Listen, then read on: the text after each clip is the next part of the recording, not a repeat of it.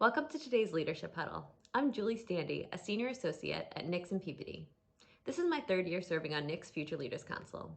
I've enjoyed working to support NIC's mission in the industry, particularly through my involvement with the NIC's Seniors Housing Bootcamp and the NIC Investment Guide. Nixon Peabody is proud to support today's huddle and to advocate for the future of aging. As part of our seniors housing and care team, my colleagues and I understand the complexities of creating healthy, comfortable living environments for seniors.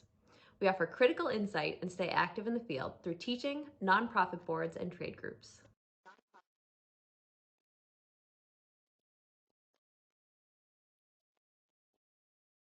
Welcome, everyone, and thank you, Julie and Nixon Peabody, for sponsoring today's Leadership Huddle. Today's webinar, Pandemic 2020, Changing How Debt and Equity Partners Look at Financial Performance, is the 10th Leadership Huddle of our 2021 webinar series. I'm Chuck Harry, NIC's Chief Operating Officer, and I have just one quick comment regarding the webinar's logistics ahead of our panel's discussion. If you need to adjust your audio for today's webinar, you have joined the webinar using either your computer's speaker system or your phone based on your audio access during your most recent GoToWebinar. You can adjust your audio access to today's webinar through either your computer speakers or your phone using the settings in the audio pane, which is located on the top of the control panel on the right side of your browser window. Moving to our panel discussion, it's my pleasure to introduce our host for today's Leadership Huddle. Ann O'Shaughnessy is Managing Director in CIBC's Healthcare Group. Ann manages a group that works with owners, operators, and investors in a variety of healthcare specialties across the United States. Prior to joining CIBC in 2007, she was Senior Vice President and Division Manager at LaSalle Bank, focusing on the healthcare industry. Ann has served as a volunteer leader on NIC's Spring Conference Program Committee for multiple years, and we sincerely appreciate the expertise she brings to these discussions. Ann, over to you for the introduction of today's panels. Thank you, Chuck, for the introduction, and good afternoon to everyone participating today. It's my pleasure to introduce you to today's panel. We have Susan Barlow, co-founder and managing director, Blue Moon Capital Partners, where she is responsible for the day-to-day operations, product development, capital formation, and along with her co-founder, Catherine Sweeney, setting the long-term strategic direction for Blue Moon Capital Partners. Morgin Morris is a senior vice president and mortgage banker for KeyBank Real Estate Capital and has been in the seniors housing business for 15 years. In addition to Key's balance sheet bridge program, her concentration today is permanent and interim loan solutions, including Fannie Mae, Freddie Mac, Debt Fund, LifeCo, and FHA HUD loans. Kathy Ryser is a senior director, senior housing underwriting and credit with Freddie Mac. Kathy is responsible for structuring a wide array of debt products to fund corporate and private clients' short and long-term capital needs secured by seniors housing properties. Kathy works closely with her internal centralized underwriting team to streamline the mortgage approval and commitment processes. Kathy may be joining us by phone only as we're having a few technical difficulties with the video with Kathy. But I'd like to welcome you all again. And Susan, I'll start with you. You've had 2 large transactions since December of this past year. Can you share how the underwriting went in areas where there are differences between how Blue Moon looks at underwriting versus how your lender looked at the underwriting? Yeah, thanks, Ann.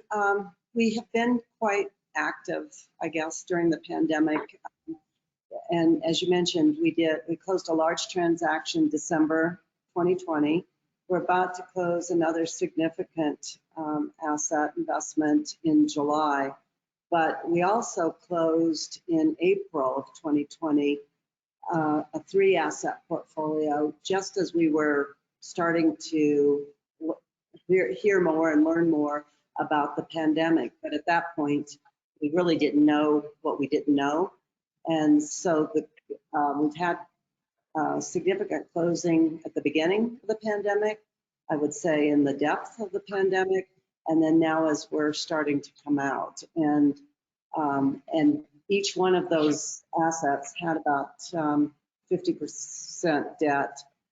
So it's about, we placed about, during that time period, about $400 million of debt during the pandemic. The first closing in April, right in the beginning, was definitely a soul-searching event. There's no doubt about that. And as I said, we didn't know what we didn't know. We underwrote the equity to account for the risk. We renegotiated the price with the seller for, again, something we didn't really know. But our lender stuck with us and did not renegotiate, ask for any loan modifications, make any changes. And we went ahead and closed on that portfolio with what we thought we had added some protections on the equity side. And it worked out that it was about right, but at the time we had no idea. We then got to December, and that, as you know, was the depth of the pandemic as far as the number of cases coming out of the holiday season. And we closed on a $440 million portfolio with $220 million of debt, and underwrote that back and forth really in a collaborative way with the lender. People were trying to learn as much as they could and working with their lenders to compare, to evaluate assumptions and come up with really to collaborate and agree on what the assumptions should be. So we closed that portfolio, and in that case, the lender did not ask for any reserves, any pandemic reserves. We increased, some of the expense items were a little higher. Labor was higher, insurance was higher. We had PPE that was factored in because again, we didn't know where we were going at that point. The good news for that closing was that we were starting to the vaccinations were just starting to come out. So we had and of course our age cohort was being prioritized. So we had, while we were having the most cases we had across the country, we had the positive of the vaccine being prioritized. So the lender again was with us with the underwriting, required no loan modifications, no reserves, and we closed and we got through the first couple months, and then the tours, leads, leasing has really ramped up. That brings us to now when we're about to close on an investment in July that has another significant loan component to it, and we're in a good place. We've got leasing momentum that we can point to. We're still working with the lender on the assumptions, but we're getting very good terms, relatively speaking. Now, I should mention that for each one of these investments, the nearly $400 million of debt has all been with the same lender. And I think that speaks to having good lending relationships where you know each other and trust each other going into these kinds of situations that, they know Blue Moon, they know the operator, and we know them. And I think that that's really what made the difference as we went through the last 18 months or 16 months. Terrific. So there were no surprises when you went through. There was just open dialogue. Open dialogue and collaboration. Yeah. Great. Thank you. Morgan and Kathy, I'd like to ask you both, and Morgan, we'll start with you. How has your definition of stabilization changed pre-pandemic to today at Key? Sure. So, thanks for having me, Ann and Chuck and the NIC team. It's nice to see you guys, hopefully in person soon. But to answer your question, the stabilized boxes the traditional boxes are kind of gone right now. After 2020, everything is customized. Each deal has a story, and no matter whether performance was strong, our job right now is to unpack that story and really understand what happened at the property the past year, what the new definition of stabilized looks like for that asset, for that market. You know, it's our job to get a little bit more creative. For example, we used to use 85% occupancy as sort of a baseline metric for stabilization. But now we get a lot more granular. You know, are there, is the facility able to offer shared units? What type of concessions are they looking at? How do they treat companion units coming out of the pandemic? You know, all these are questions that, you know, we need to dig in a little bit more than just looking at 85 as a metric.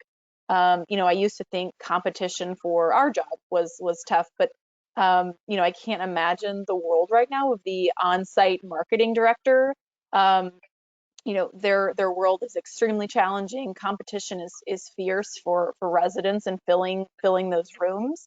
But you know, for us, understanding the nuances of that role right now will help us, you know, more quickly adapt for our clients. And you know, in a sort of rising rate environment, having a more flexible interpretation of what stabilized means is going to help, you know, both the debt fund, you know, like for the debt market, as well as the owners and operators for these buildings. So, you know, to kind of answer your question directly, traditional stabilized metrics are sort of gone, and now we're looking at it on a case-by-case basis. Kathy, I don't know if you guys are kind of taking that same approach, but it seems like at Freddie, things have gotten, you know, pretty creative too. Yeah, thanks, Morgin. I mean, you said a lot of great things that I think I would echo.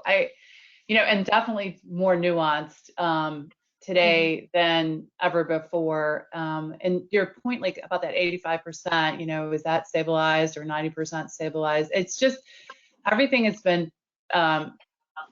just been reversed and put on its head. So when I think back, you know, at the beginning of the pandemic and what we thought about, what does the stabilized NOI mean? For the first time, and I've been in the debt side, you know, for a couple decades. I mean, just like my whole career has been in the debt finance. And this is the first time that I ever had to look at a pro forma on a stabilized basis and think about reducing what had already occurred. So it was just foreign, you know, it felt very foreign to us about what stabilization looked like. So for the first time, you know, beginning in that March, April, we started to stabilize an NOI that was less than what had been collected historically, like on a T12 basis or in 2019. So what we started to look at is forecasting reduced occupancy, increased operating expenses to come up with an NOI that, you know, at the end of the day, it was, you know, maybe 20-25% below where you know, the NOI had been. So and that was the way we were sizing, you know, so that's the way we were thinking about stabilization. So, and I don't know if you guys watched that $1 Million Listing. It's the $1 Million. I was watching a version of it last night, which was go back to those days, and everyone kept thinking like, well, this will be a couple weeks, and then we started to think, well, maybe it'll be a couple months, and then, you know, it just kept getting pushed down the road. So at some level, we kept thinking that more short term, 3 months was like our target, and I remember kept saying, oh my God, it's going to be another 3 months here, you know, and just we kind of stayed the course. I mean, we ended up doing, you know, about 50% of the volume that we had done in 2019. So we never closed shop. We continued to provide liquidity in the market all throughout 2020 and the pandemic. But to think about like stabilization right now, I mean, I do feel like we've turned a corner. So the things for us that we're looking at is the NICMAP data, you know, the move-in and the lead activity is telling us that things are going to start improving, or at least, you know, we're starting to see it on the ground. So, you know, we don't get to see the whole market all at the same time, but the properties that we are looking at right now seem to have somewhat turned a corner, at least stabilizing, you know, to the occupancy levels.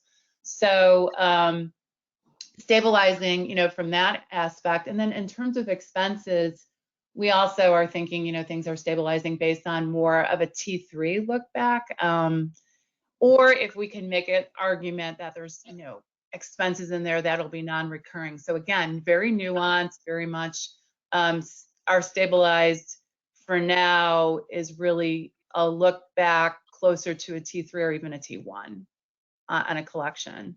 Mm-hmm. Even a T1, interesting. Okay. Mm-hmm. Yeah, with particularly like with rent roll support, you know, where you have the occupancy. So unlike the other world, you know, we're seniors housing, Freddie Mac seniors housing is a much smaller piece of the big multifamily group. And unlike what our counterparts are experiencing, which is in the, you know, their problems are not occupancy related as much as it is receivable and collection issues. So, you know, if we're occupied, chances are you're going to collect that income. You know, concessions is a whole nother thing. We can get into that later. But yeah, as long as we've got the rent roll support. Terrific. Thank you. Mm-hmm. Morgan, how has KeyBank changed how you underwrite since the pandemic, and how do the HHS and PPP funds come into play with that underwriting? Yeah, it's been a really interesting year. I mean, the vast majority of our portfolio, both on balance sheet and our permanent executions, performed really well. You know, a lot of our clients were lucky and able to access these extra funds, whether it was PPP, you know, short-term increases in Medicare rates. There was, you know, obviously a few different avenues that folks were able to access on a one-time or potentially ongoing basis. For underwriting, I'd put it into two buckets. One is sort of a historical look back perspective, and the other one would be more on a projected stabilized basis for future transactions. So on the historical look back basis, you know, for loan covenants or debt service analysis, largely we included these funds, realizing they were a cash flow stream that were ultimately used to, you know, keep the building afloat, pay operating expenses, which includes debt service and amortization. So, you know, we weren't really looking for gotcha moments in terms of, you know, you broke a covenant. We were really trying to give clients, you know, reasonable approach to looking at covenants and taking a reasonable approach on as funds came in, whether it was a one-time occurrence like a PPP loan or, as I mentioned, you know, an ongoing occurrence. So, you know, that was sort of on the look back historical basis. When you talk about a new loan or you know, a permanent execution, like in Kathy's world, you've got to look at it as an ongoing cash flow stream. So if it's a one-time occurrence, such as a PPP loan, often those are not included in ongoing underwriting. But if we can point to, you know, instances where we expect those funds to continue to come in, like an increase in a state assistance program, or maybe an ongoing program that would allow some relief from a expense perspective, we are including those. So, you know, it's really granular. And, you know, I would say the biggest component of the analysis is, you know, relying on the payment stream for, you know, future reliance. Can we look to this to be something that we can expect in the future? And if it's not, we probably won't include it. But again, as I mentioned, on a look back basis for historical perspective, we include it because it makes sense from, you know, from a logical standpoint. It's an income stream that, you know, was ultimately helpful for the client and helpful for the bank on a repayment perspective. And I'm sure you guys looked at it similarly from the covenant perspective. You know, you're not looking to grab a client and say, hey, you know, you broke your covenant. It's more of a, you know, ongoing conversation.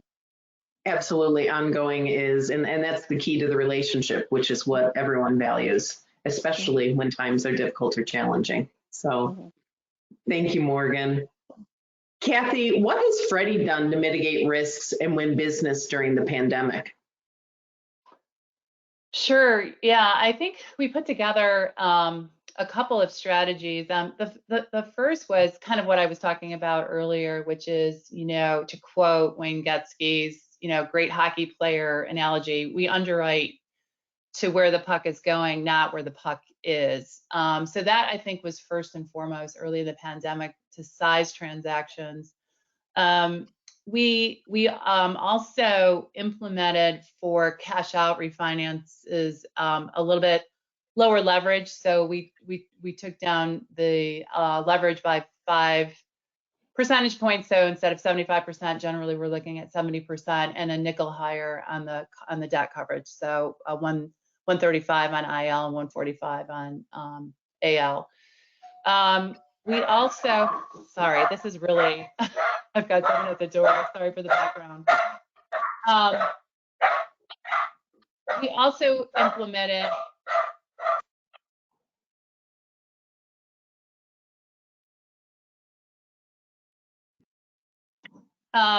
implemented DSR escrow, and that was really for the new originations that we did in 2020 to give us some comfort and the things that we had done, that even if things fell off the rails where, you know, somebody fell below a break even, they could draw against that DSR if needed, so that we were able to say, look, you know, we're completely comfortable, even if there's a major, you know, if there's a COVID outbreak at the particular property here, there's, you know, plenty of wherewithal to pay the debt service.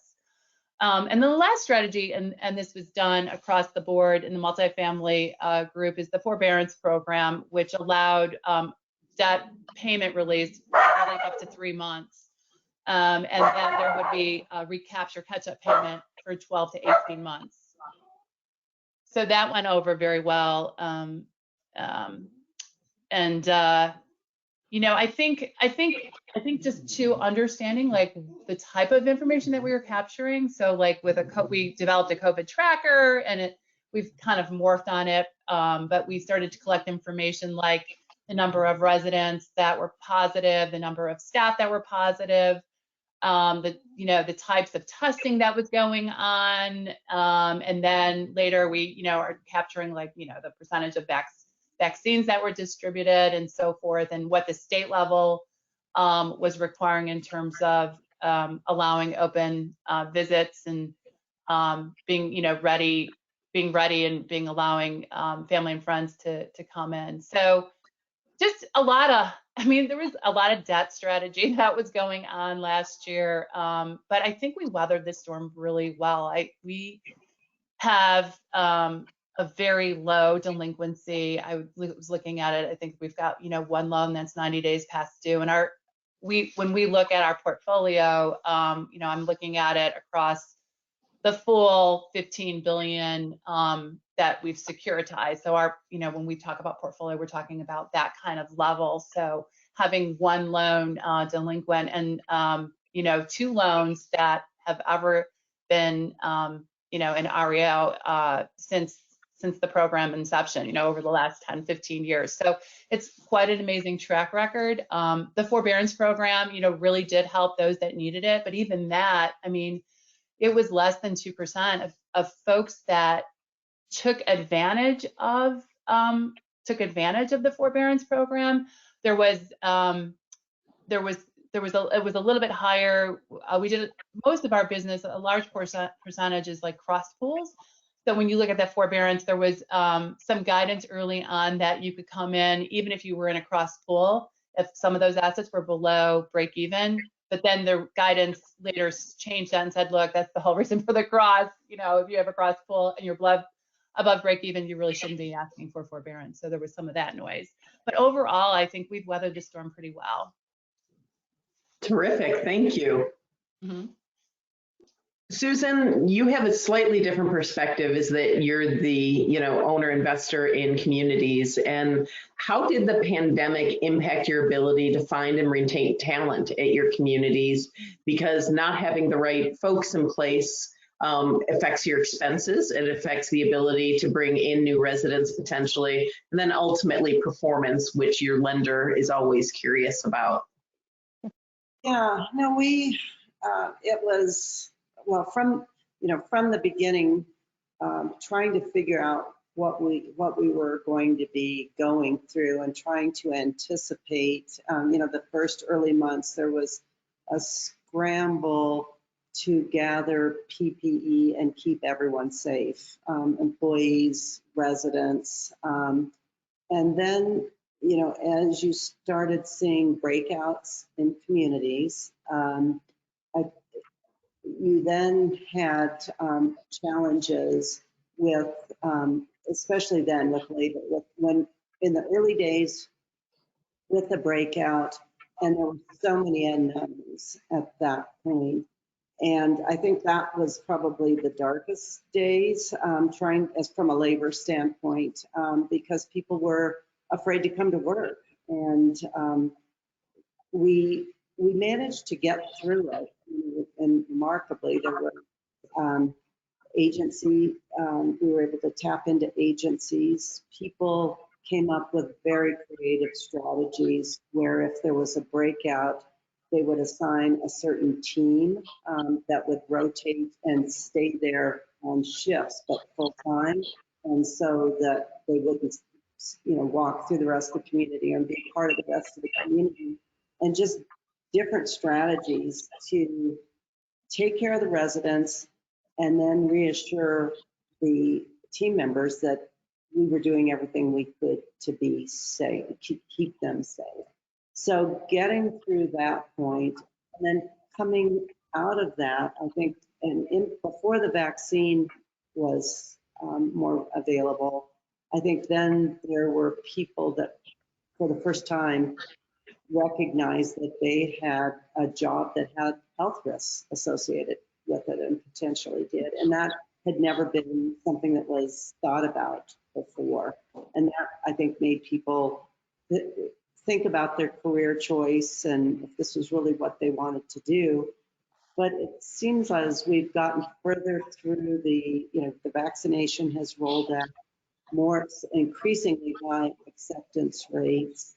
We now deal with the same staffing that everyone else is dealing with. There's just a lot of demand, whether it's culinary, care services, marketing, leasing. There's demand for high caliber team members out there across all different business sectors. So we're competing in a kind of a different place now, which is much better. Terrific, thank you. Morgan, where are you seeing LTVs, loan to values today? And how realistic do you think these valuations are that you're now seeing? Sure. I actually like this question because I think it gives us some insight into the buyer mindset. You're trying to get into Susan's mind here a little bit.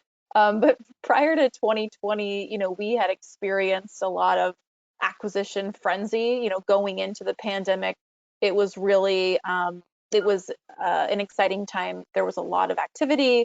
And you would often see a delta in the underwritten value where you basically cap a stabilized NOI when you compare it to the appraised value, and maybe even further the sales price if folks are really trying to capture a stabilized cash flow stream. And this delta was maybe 2 to 5%. And we'd be able to kind of mitigate it by talking about the sales price and the activity in the market. But today, when you talk about capping a trailing time period, with the trailing time period being a pretty bad year, you're talking about a huge gap in the value, much higher than 5%, maybe 20, 30% in some cases.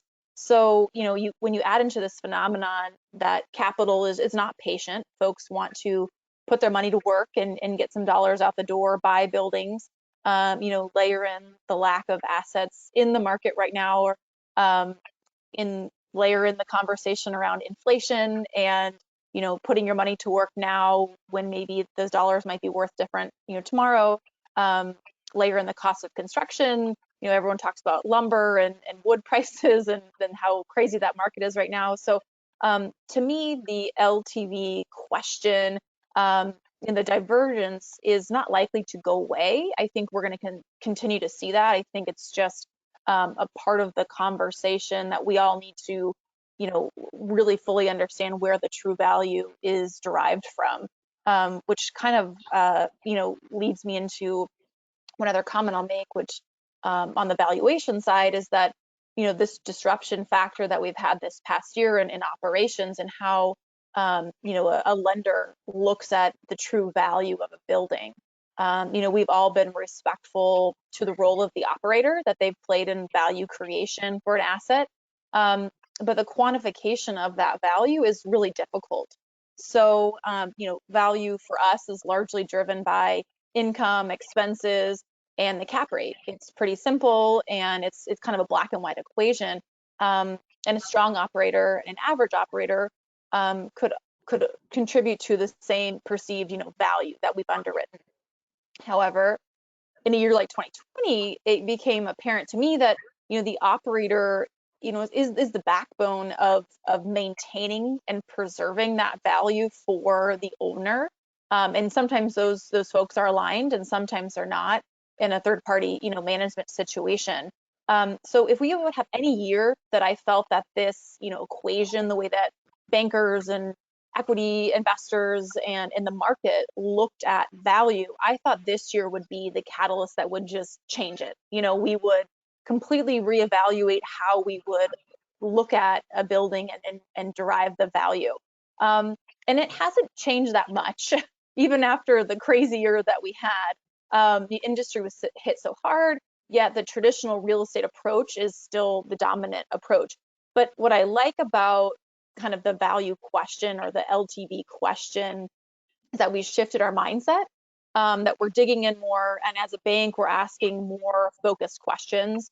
We're taking an effort to include the operator component in our value conversation. I still don't know how to calculate that.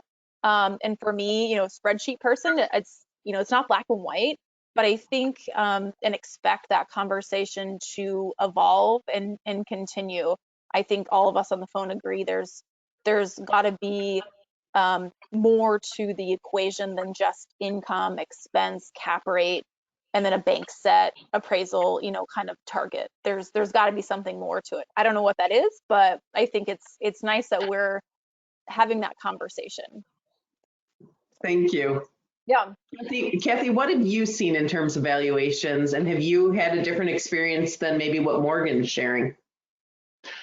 No, I think she captured it pretty well. I mean, we've had a couple of acquisitions, in the last 12 months that we've financed, and she's right that the disparity between, what might be a market cap rate and our implied cap rate on our cash flow was generally within 100 basis points, and now there's a wider gap, a bigger delta. I think the appraisal community, what I've seen them do is, use market rate cap rates and then do a deduct, for like 1 or 2 years of income loss because of COVID. And that, I guess that, that seems to make some sense, and definitely being supported by the sales, that we're seeing in the market. For us, I mentioned early on the LTV for cash out refinances. We since have come off of that and we'll do, the full 75% for cash out refinances. But we do look at, refinance test in our world. So as, we have been trying on different alternative refinance tests with different occupancy achievements, like in year 5 of the loan, to see how that may, change the thresholds for DCR and LTV with changes in occupancy, because I think that's, and I think that's one of the other questions too, is how fast is this all gonna take to recover back to where we were pre-pandemic. But I think that the headwinds, the fact that you've got the demographic coming is making us very bullish in seniors housing and bullish on value. Terrific, thank you. I know that we've had several clients who weren't marketing projects who had unsolicited bids that were higher than they ever could have anticipated, and very pleasantly surprised. And so there's a lot of capital out there willing to pay for great assets. So, Susan, you have an interesting experience, an interesting situation you experienced. First quarter of 2020, a broker opinion of value for an asset you were planning to take to market came back lower than you expected, but was in line with current performance. You're now preparing to take that same asset and market it, and the value came back higher than you anticipated. What changed in those 5 quarters? Yeah, I think it's, I think the capital market psyche has changed a lot, and that we haven't even seen that yet, and we're going to see it unfold over the next 12 months. So 12 months ago, Q1 of 2020, a lot of the headlines around senior housing were how overbuilt, oversupplied, it's still very compelling investment, but what capital market investors looking at all the different options would always point to oversupply and what is all that going to mean. So we go through the last 16 months and where we're at today, and we're looking at broker opinion of value for the same asset. And this particular asset has performed just remarkably. They were pre-pandemic 96 to 98%, 100% leased all the time. During the pandemic, they had an outbreak and went down to 86, let's say, percent occupied. They're now 96 to 98% again. So Morgan, back to your comment, the operator does really make a difference. I think people are going to start focusing on that, and this particular asset shows that. But now as we're talking to brokers about what's the value as we're going to, thinking about bringing it back to market, the capital markets have changed so much in where they're going to invest. There's significant amount of core and core plus capital out there across all different different buckets.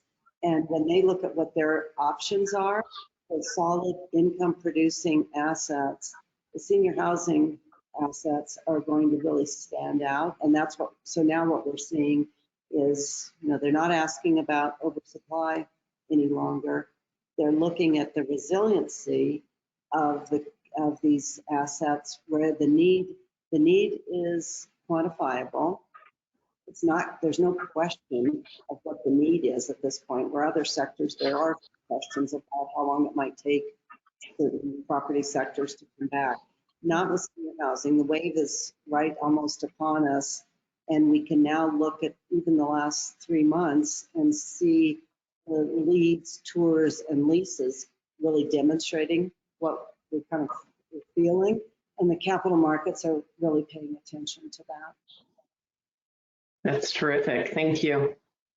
I'd like to ask you all, when do you think the industry will recover in terms of census, in terms of everything pre-pandemic, valuations, although we are seeing some rebounding now already on valuations, but lenders going back to what they were doing pre-pandemic in terms of loans to value and reserves, et cetera.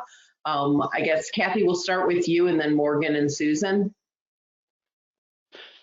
Sure. I would say that occupancies, and I don't know, I mean, nobody has a crystal ball on this, but we had always internally thought like we were going to be slow the first half of the year and start to pick up now, second half. And now I'm seeing things not really pick up the way that we had hoped. In other words, there's just doesn't feel like there's this like huge flow of people moving into seniors housing now that everybody's vaccinated.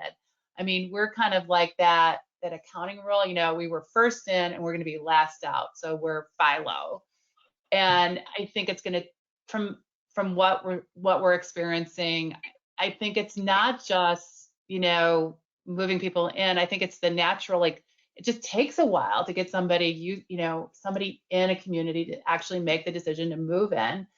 And then, and maybe there's like some reluctancy if, the family unit isn't ready, and, there's not that wide opening of like, come in and visit, mom or dad as much as you want. I don't know, but it definitely isn't like a floodgate, we're not seeing it. So I think that like occupancies are going to take a while to get back. I don't know if it'll be like the end of this year or sometime in 2022. But I do think that like I know, Freddie Mac as a lender, we are definitely looking at deals that the competition is fierce on the debt side. And I think it's a lot, what Susan had said, I think we're just very comfortable with the income and the, what we're underwriting today in terms of NOI and the performance. We're very comfortable in making the deal without you know, reserves with, like I said, like maybe, you know, leaning in on a rent roll or a T1 collection and, you know, kind of like leaning in on improved NOI with, you know, less, you know, structure that we had been doing now. But the properties just aren't there yet. So. Thank you, Kathy. Morgan, what are your thoughts? My short answer is 12 months. I think, you know, and on average, it's going to take some time for things to recover. My slightly longer answer is I think there are buildings that are probably in that 3 to 6 month range where they continued to invest in capital into the building where they kept it fresh. And they kept their marketing team engaged even during the pandemic. They kept, you know, staffing levels high, paid people well, so they feel very motivated to perform and be, you know, active in re-engaging the community again. I think those buildings will recover faster. The longer end, 12 to 18 months, are the buildings, the folks that didn't continue to put money into the building and staff is tired and the marketing staff is burnt out. I mean, that's going to be a tougher hill to climb. You know, I think there's a couple factors that I'm looking at in terms of, you know, the general industry. I mean, I'm looking at, you know, the public sentiment towards seniors housing. It's been a rough year in the media for seniors housing. So kind of that public acceptance of the product again and education on the optionality, not just a skilled nursing facility, but the you know, the big range of what's out there for folks. So looking at that, employment metrics, another big one. You know, folks are still at home and happy to take care of their family members. So when people have to start getting back to work in larger numbers, you know, maybe we'll start to see another wave.